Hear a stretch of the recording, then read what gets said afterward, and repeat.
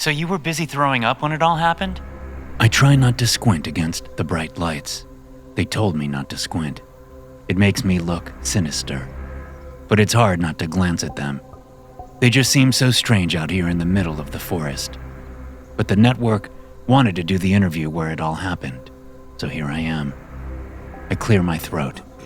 Yeah, I say and shrug, trying to go for nonchalant, but probably looking more like I have a twitch. I'd been drinking hard all day. So you, what, got up and walked away? You had no idea what was going to happen? Well, no, of course not. It's all a little hazy. But yeah, I got up and just stumbled away until my guts decided they wanted out. I laugh a little. The reporter doesn't. She just gives me a hard look that I'm the dumbest person on the planet. She may be right. I shuffle in my seat. She stays stone still in hers. Then what happened? She asks, after what feels like a million years of silence. I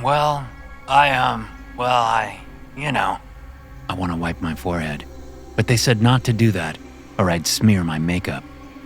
How did it get this far? How did I end up sitting in a chair in front of a reporter with bright lights searing my eyes and a camera in my face? Why did I end up back at this place? Hallie. That's why. Take the next left, Molly said, her eyes locked onto her phone even though we haven't had cell service for like the last 20 miles. Here? Her twin sister, Morgan, responds, leaning forward as she tries to hunt for the turn. I'm not seeing anything, Moll. It's on the left, slow down. Still not seeing anything. There, I said and tapped the backseat window as we drove past the semi-hidden gravel road. Back up. I was already 3 beers in and it was only 10 in the morning, but I wasn't drunk. 3 beers is nothing. Morgan stopped the car and looked back over her shoulder. Where? Oh my God, Morgan! Hallie snapped from her spot, riding in the middle back seat. Can you fucking drive or what? And it's Hallie. It's Hallie like it rhymes with valley. She's mentioned the difference about 800 times since we left the city. Hallie, for the record, is a bitch. There's no getting around that. It wasn't a matter of her just being misunderstood or using her abrasiveness as some defense mechanism. No, not Hallie. She could be in the zenest, most blissed out state, and she'd still be a bitch because that's what she is, a bitch. I see it. My best bud Ned said. Right there. You can't see shit, asshead, Hallie snapped. You know why? Because you've been staring at my tits this whole ride. What? I have not. It's not all about you, Hallie, Scarlett mumbled from way back where she was crammed in with all the camping gear and coolers. And beer. Shut it, weirdo, Hallie growled. Who invited you anyway? We did, Molly and Morgan said at the same time. So back off, Hallie, Molly added. Yeah, Morgan agreed. whatever. Hallie muttered as she elbowed me and Ned in the ribs. Can you two stop crowding me? Whatever.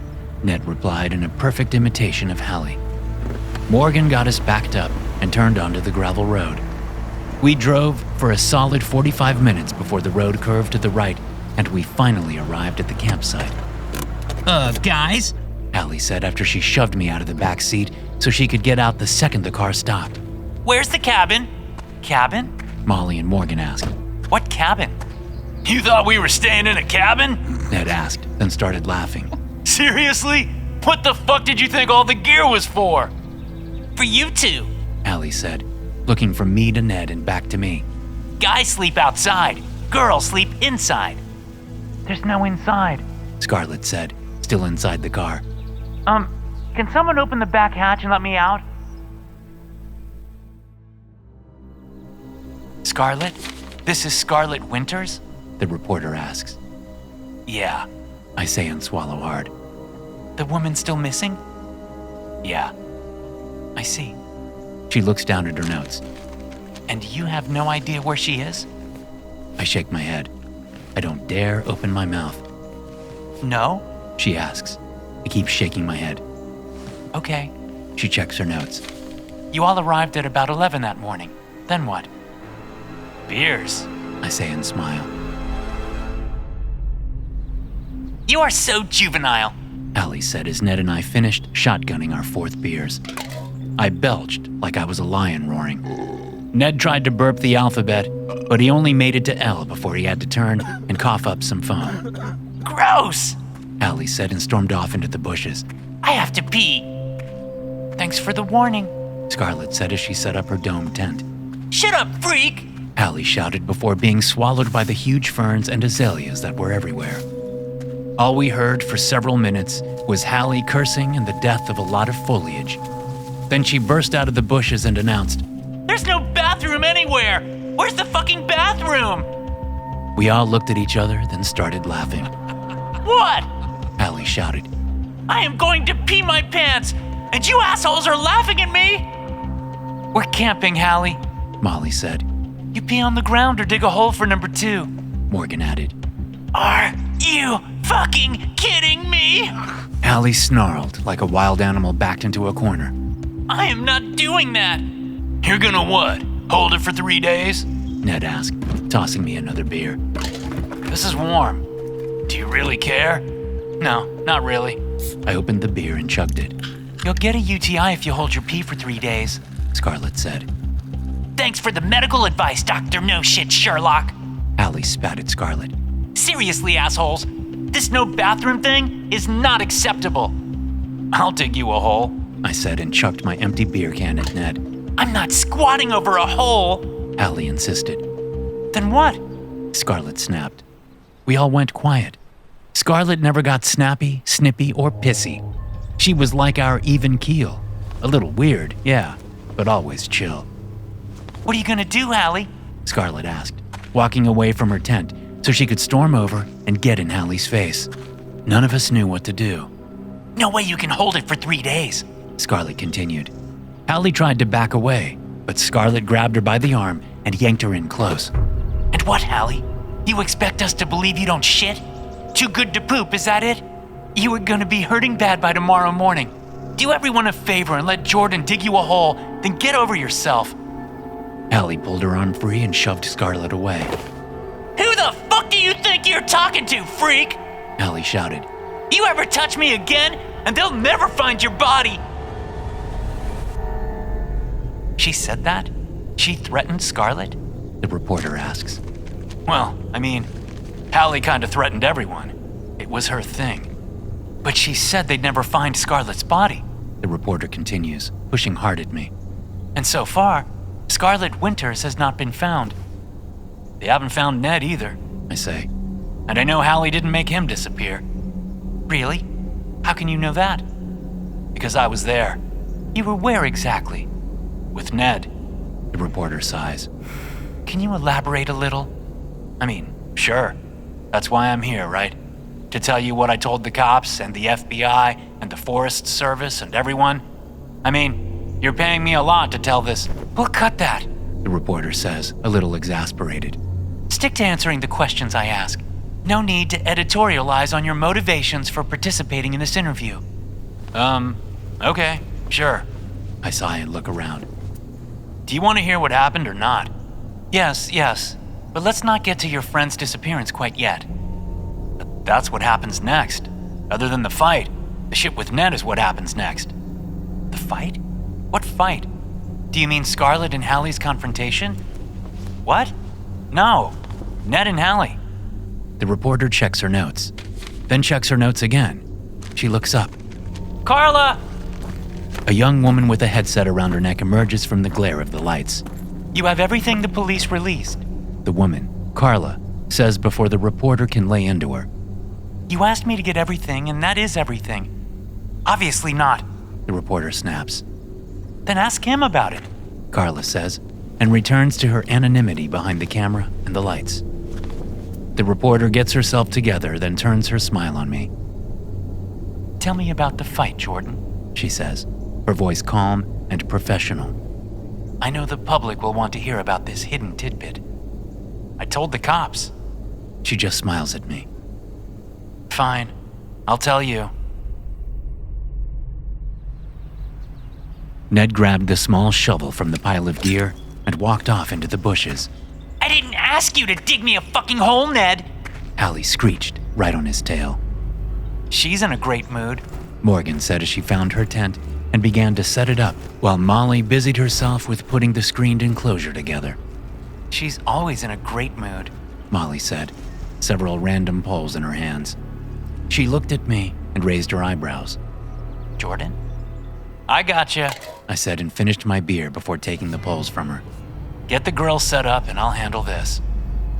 I don't know why we invited her, Morgan said. Because she's our roommate, and it would have been rude not to, Molly said, shifting gears and getting the portable gas grill legs locked into place over by the portable picnic table we brought. So we have to suffer because you didn't want to be rude? Scarlett asked. She has a point, I added. Well, not everyone is cut out for camping, Molly said, screwing the grill's hose onto the propane tank. Give her a break. Allie isn't cut out for anything except being a royal bitch, Scarlett said.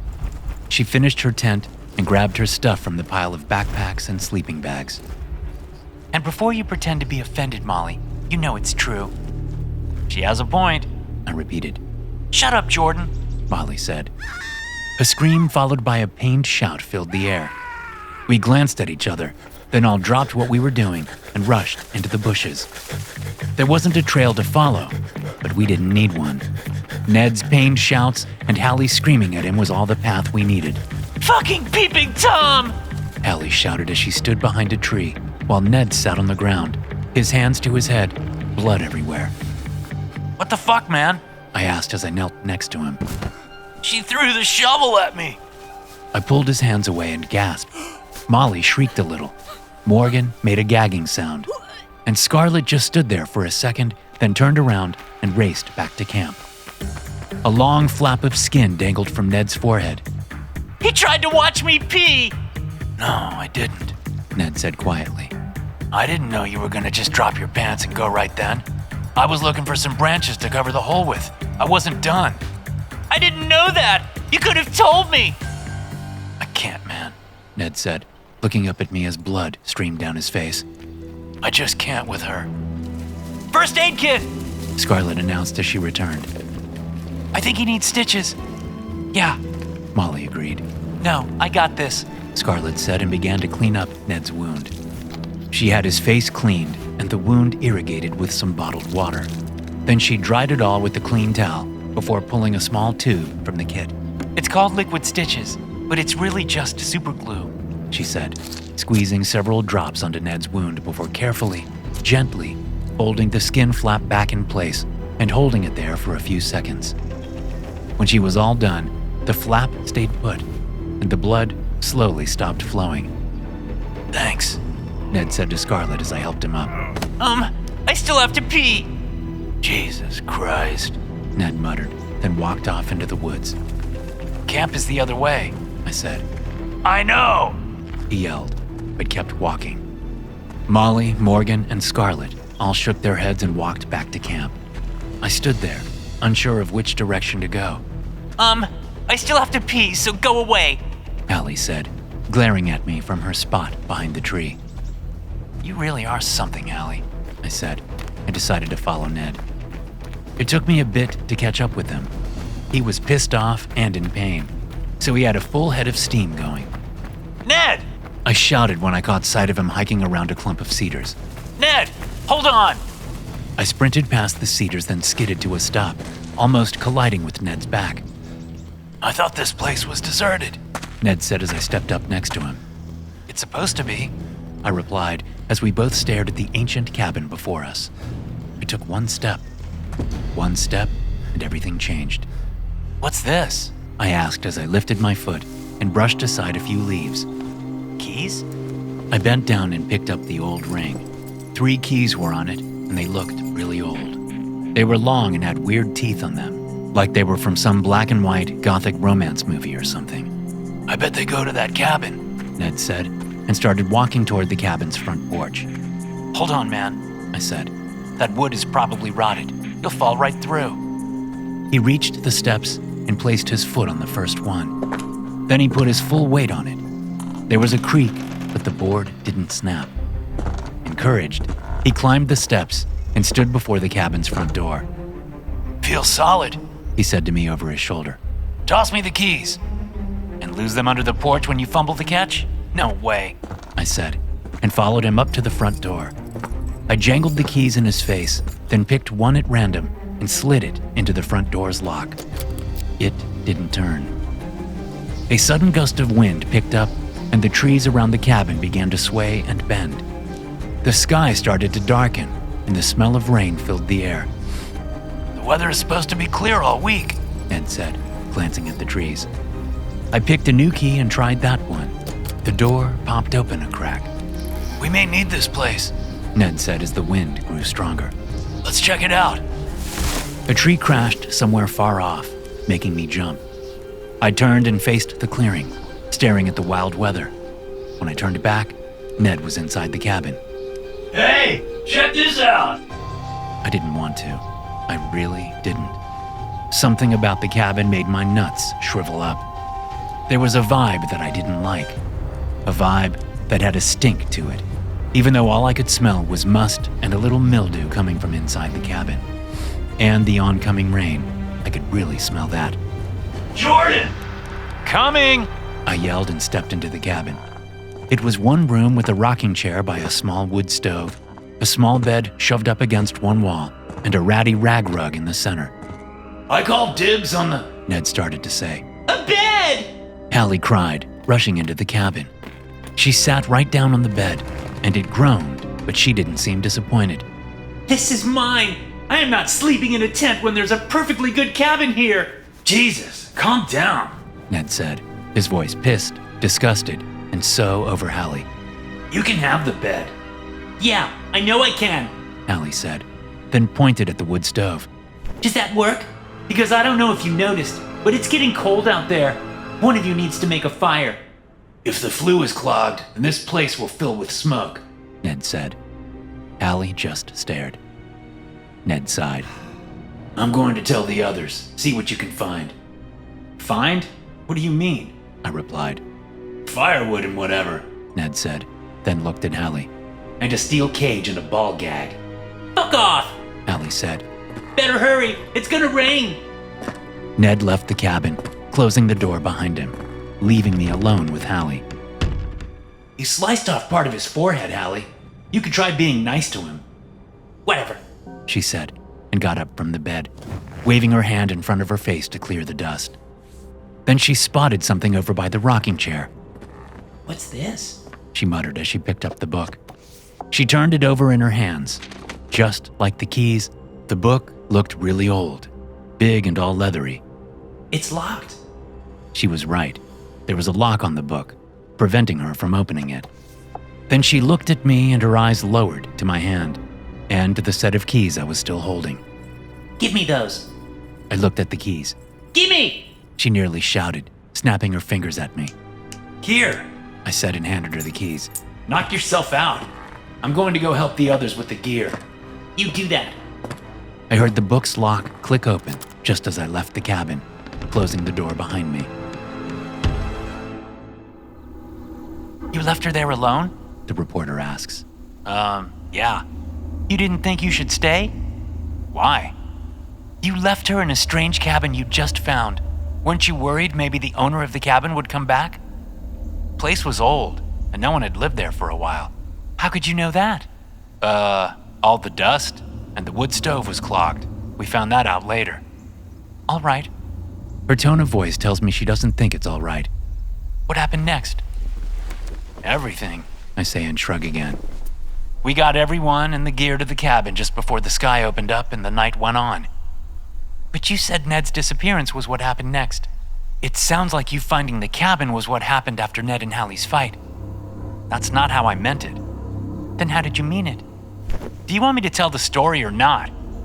The crew is already quiet, of course, but a different kind of silence falls over the clearing. Sorry, I say. let me just tell the story, okay? Burgers are ready, Ned announced from the porch where we'd put the gas grill. come and get them. Hey, where's that book? I asked Hallie as she sat in the rocking chair, her eyes fixed on the cold wood stove.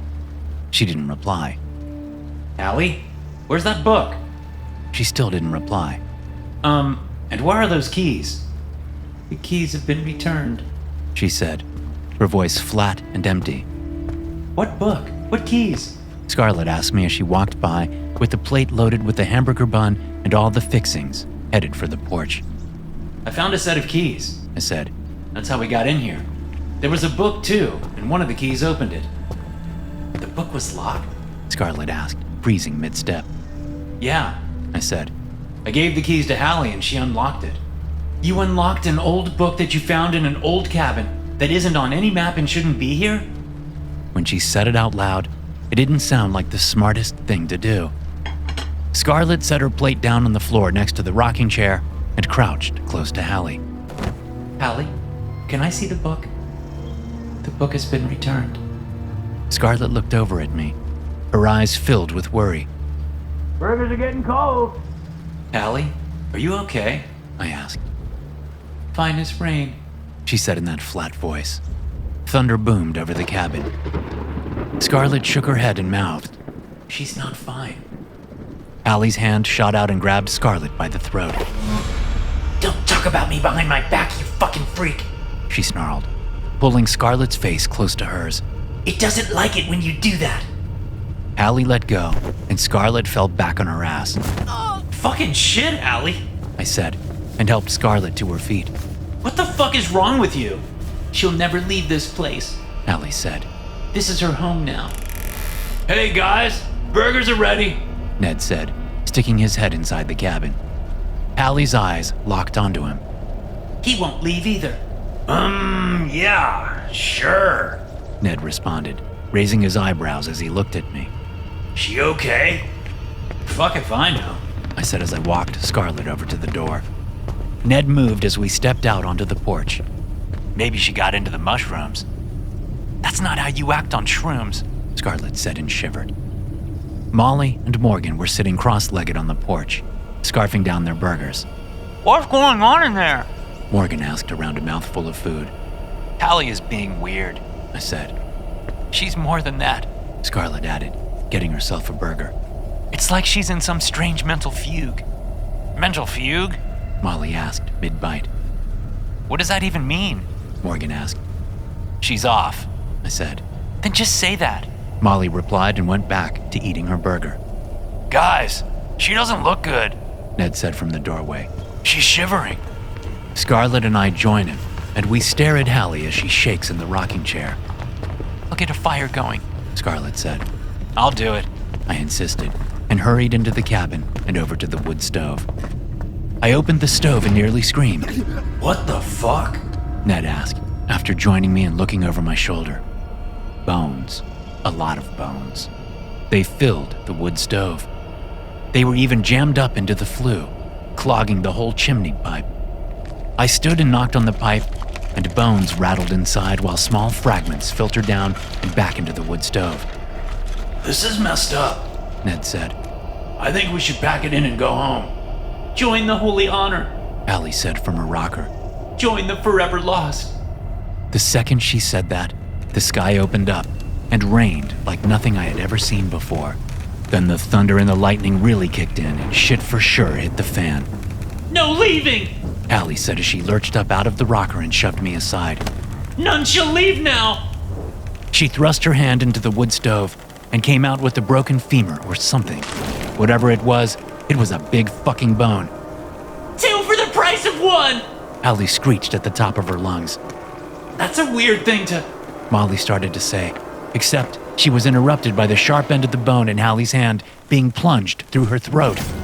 Mo! Morgan screamed, just as Hallie yanked the femur from Molly's throat and then plunged it into Morgan's.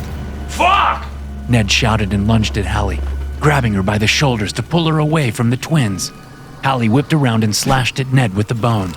He cried out, and his hands went to the side of his neck. Blood poured out from around his fingers. Oh, shit! He gurgled. Then he stumbled back from Hallie, looked over at me, shook his head, and staggered his way out onto the porch. The rain was coming down in thick, powerful sheets, and I was about to... Hold on, the reporter interrupts. You're saying Ned left the cabin? What? You just said he staggered out onto the porch. Yeah, because that's what he did. But you said earlier you were with him, and that's how you know he's not missing. Yeah, so? So? So were you with him or not? Where did he go? What happened to him? He died. Yes, you told the police that. You said he died and that... She checks her notes. That the porch took him. Right. I look around, confused. That's what happened. But the police found no evidence of him under the porch. I didn't say he went under the porch. I said the porch took him. The porch took him? The porch took him. How does that even work? Check on Ned! Scarlett yelled as she tackled Hallie around the waist, taking her down to the floor hard. She got Hallie onto her back and straddled her, pinning both of her arms to her side, keeping Hallie from wielding her killer bone. I hurried outside to check on Ned. I found him standing in the middle of the porch, staring out at the rain, his hands loose at his sides as blood just gushed from his neck. Jesus, Ned! I shouted and went to help him, to do anything I could to stop the blood. But before I could even get an inch closer, Ned screamed so loud that I had to clamp my hands over my ears. Then the porch ate him. It just opened up beneath him, the boards separating like broken teeth. Ned just sort of fell into the mouth, which is exactly what the porch looked like, a wooden mouth. I didn't know what to do. I wanted to dive after him, but I couldn't. My feet just wouldn't budge, and it wouldn't have mattered anyway. Before I could blink, the porch teeth chomped together, and a geyser of blood shot up through the wooden mouth, coating the ceiling above. Ned! I shouted as the porch chewed and chewed and chewed. Then it stopped chewing and slowly settled back into its normal shape. It was just a porch. Well, a porch with a whole lot of fucking blood dripping down from its ceiling. Jordan! Scarlett yelled from inside. Help! I walked inside to a nightmare. Not that outside wasn't a nightmare. I mean, a porch eats your best friend, and yeah, that counts as a nightmare. But what I walked in on was almost too much. Scarlett was trying to keep Hallie pinned, but Hallie was bucking under her like she was powered by those hydraulics they use on lowriders. And Scarlett probably could have kept Hallie down, except for the fact that the book had returned, and it was attacking Scarlett from above. The book was flying? Can you fucking let me finish? The reporter pauses, then nods. We'll bleep that out. She says over her shoulder. I tried to grab the book, but it was too fast. Also, it was fucking mean. The few times my fingers got close, the damn fucking thing nearly took them off. It actually trimmed a couple of my fingernails. I don't know what it would have done if it had caught my whole fingers. Jordan! Scarlett was losing her battle with Hallie, but I couldn't help with that either. The book had stopped attacking Scarlett and was focusing on me. I tried to keep my head from getting bashed in by the fucking book's spine. Flying books are surprisingly agile, you know? Oh, fuck! Scarlett screamed. Then she was thrown off of Hallie, her body colliding with the wood stove. I heard a crack, and then Scarlett went limp. Hallie got to her feet and held out a hand. The book stopped attacking me and settled in Hallie's palm. The pages flipped back and forth, then finally settled on a choice. Hallie grinned at me before she looked down and began to recite something in a language I sure as fuck didn't understand. The reporter nods as if she understands the story I'm telling her. There's no way she can, though. To understand it, you had to be there. You had to have experienced the pure evil that filled that cabin. You had to experience having a flying book try to kill you. Then what else? The reporter asks. What do you mean? What happened next? Just like what the police report says. Yes, but we need to hear it from you. I start throwing up. It came out of my mouth like a fire hose. Holly kept reciting those words in that weird language, and my head was full of Ned's screams, and I was throwing up everywhere. I think I stumbled from the cabin, but I'm not sure, and then... I take a deep breath. And then? I shrug and clear my throat. Then I woke up. You woke up? I woke up. Right, yes. In the report you said you passed out. Blacked out. There's a difference? If I'd passed out, I would have woken up in the cabin, or at least by the cabin. I didn't. I woke up in the woods, where our original campsite was going to be, right next to the car. That's blacking out. because I couldn't have gotten to the car if I had passed out. So you're saying that you got yourself back to the car? Someone didn't carry you there? I don't know. Maybe that could have happened. The reporter nods a few times, then writes in her notes. We'll go with blacked out. It has a stronger sound to it, more active than passive. We're gonna lose the light, Carla says from somewhere behind the lights. Continue, The reporter says to me. There really isn't much else, I say. I was going to get in the car and drive until I had cell service, but the keys were missing. So I sucked it up and hiked back to the cabin. Where you found the twins' bodies out front? Yup, like they'd been ejected from the cabin. Molly had the keys in her front pocket. That must have been hard, having to reach into a dead girl's pocket, a girl who was a friend of yours, and pull out the car keys. I'd rather not have to do it again. And what did the police say when you finally were able to call them?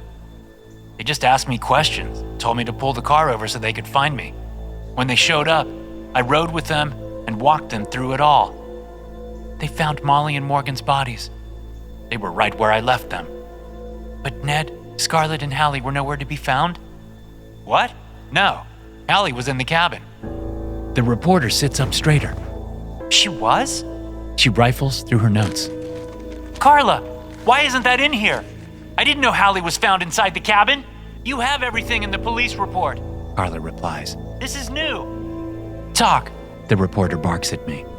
About what? Hallie was in the cabin, covered in blood. Her limbs twisted and broken. Her head almost caved in. Why isn't that in here? The reporter asks, shaking her notes at me. I don't know, I say. I mean, she was really messed up. The medics were surprised she even survived. She what? She was alive? She was. I don't know about now. She walked out of the hospital that night. No one knows where she went. So she is missing? Oh, I doubt that. What does that mean? I shrug. Fine, whatever. The reporter waves me off. Jesus fucking Christ, She mutters. how did we miss all of that? Different report? I offer as an explanation. We've got a situation. Someone in the crew says. Holy shit, it's her! Another says. The reporter jumps up just as Carla comes over to her. Hallie Newsome is standing in the doorway of the cabin right now. Carla says in a loud whisper. She snaps her fingers. Move, move, move! Make sure we get this! I get up and back away from the whole interview setup. My eyes locked onto the cabin's porch. I fucking knew it. I knew the bitch wouldn't let it drop. Hallie is on the cabin's porch, and she has the book in her hands. Her eyes find me, and she smiles around cracked and broken teeth. Blood oozes from between her lips. Not your time yet, Jordan. She says in a whisper so loud, it's as if it has been shoved into my head. What did she say? The reporter yells. Someone get a mic over to her! I want all of this! Hallie waves at me, and I do not need any more prodding. I turn and run, and run, and run. By the time I reach where the crew vans are parked, the screaming begins. I keep running and don't stop until my legs give out. About 6 miles later, sending me crashing down onto the highway's asphalt. When the police find me, I tell them everything. Do they believe me? I don't know. Do they find anyone alive? I don't know. They don't tell me. What I do know is I'll never go camping again, that's for fucking sure. No. This jail cell is fine by me. They can keep me in here for as long as they want. They can even throw the book at me. As long as it's not an old book with a lock on it. Thanks for listening. If you enjoy these stories, be sure to subscribe to the podcast and check out some more of my episodes here.